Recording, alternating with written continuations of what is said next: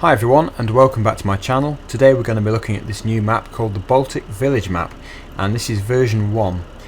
So today we're going to be looking around and seeing what it's got to offer, but after today I've chosen this map to be my main series map, so for the next few weeks I'll be doing videos on this as well, and we'll be getting into the farming.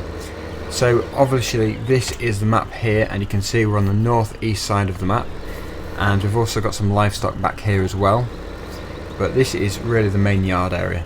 So now we're going to move on, drive around and see everything which this map has, all the features it's got. So we've got some wheat growing here, and you can see the backdrop is like a 2D layer of trees, but it still looks realistic. And of course you've got to have an edge to the maps, otherwise you just drop off the end really, because they do have an edge. So that's quite a good way of doing it, putting a load of forests there, because they do look realistic because it's a photo. We've also got grassland, so we can do hay baling and we can do silage and all that kind of thing. We've got realistic things like road signs. The roads are realistic as well, with potholes and cracks and all kinds of things you would usually get in a road. And they go onto dirt tracks. Looks like we start off with some already cut fields, and we can bale them straight away and get some straw for our animals. We've got some pylons with realistic things like trees growing inside them, because they've not been managed properly. And there's ponds and mud holes and all kinds of things which add realism and interest to a map. So this looks to be quite a long straight, and the fields are quite large. They're not bad size at all. And there's also a good range of shapes as well, because there's nothing worse than about 10 fields which look all the same, and it's just boring because they're all square. Although that does make it easier for autopilot when you put a worker on. Anyway, we've got a level crossing here with a train track, and it looks like we're loading some grain there into one of the trucks.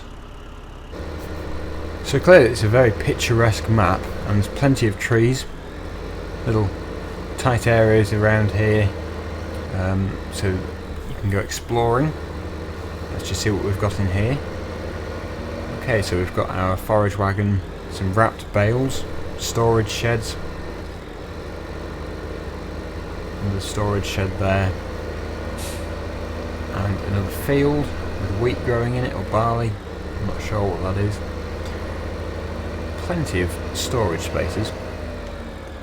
Looks like we've got some maize growing on the left here, and another field of wheat over there.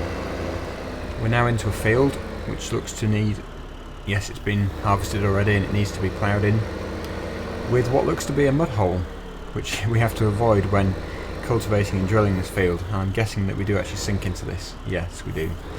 So best to avoid them. So yeah, let's cut across here and see what we can see over this way.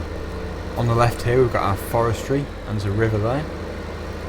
We've got a load of timber stacked up, great big logs, and our 2 forestry machines. You do actually start off with quite a lot of expensive machinery, and this is of course where you put your wood chips, and it looks like this is probably the selling point for logs as well. So coming out of here now, we'll turn left out of here and see what we've got down this way. So like I said, there's plenty of trees. These ones cannot be used for forestry. They've actually got no collision as well, but I think this is really to make the edge of the map look a bit more realistic, putting all these pine trees, or whatever they are, I think they're pine trees, in here. But on the left here we've got another field which stretches right over there.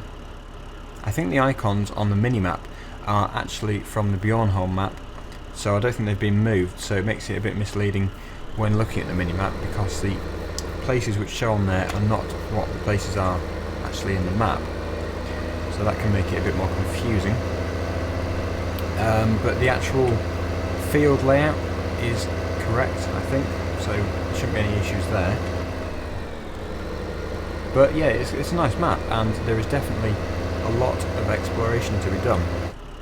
I've just come across this. It's very interesting. It's a pipe which has got a load of water gushing out of it into a mud hole, so I'm not surprised it's boggy around this way, and someone's been driving into here as well, so that's interesting. I am assuming that that has been taken from the waterfalls in the original map, having this water coming out. So that's quite a clever thing to do. Although, I'd be concerned if that amount of water was coming into my field. Just another look here, you can see that the trees are obviously the edge of the map, but the way that the 2D texture has been expanded beyond that, and you can see the countryside behind, makes it look like the map is actually endless. So that is a really well made way of putting an edge onto a map, and I think that is a lot better than when people just make a massive mountain which you can't get over, because that's an obvious end to the map, but this just makes it look endless, so that's a good way of doing it. So back to the yard, and silos here for your grain and your storage. Looks like there is another silage pit there, and we've got our cows which would be going in there, and they've also got some feed. I think this is also for the cows, so this is all for the cows, and we're at the livestock end of things here. So yeah, it's definitely pointed towards livestock. I say the forestry, but I haven't actually seen many trees which you can cut down as such, so I don't know if you can actually cut trees down in this map or not. I'll have to do some more research on that. But certainly the livestock has been well catered for, and so has the arable. So I think that pretty much is this map, and we're going to begin working on it tomorrow on New Year's Day. So that's all to look forward to. Thank you for watching, and hopefully this video has given you a better idea of what this map has got to offer.